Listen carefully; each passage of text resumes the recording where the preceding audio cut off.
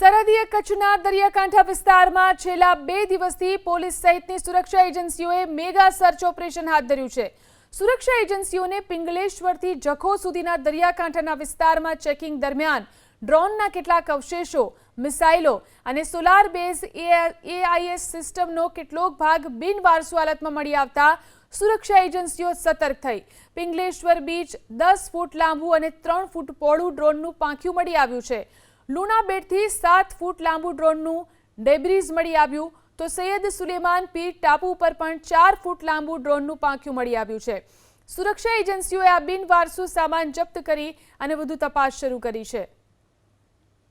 Pingleshwar beach 10 ફૂટ લાંબુ અને 3 ફૂટ પહોળું ડ્રોનનું પાંખ્યું મળી આવ્યું છે।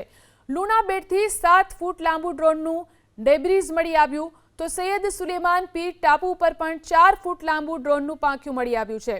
સુરક્ષા એજન્સીઓએ આ બિનવારસુ સામાન જપ્ત કરી અને વધુ તપાસ શરૂ કરી છે।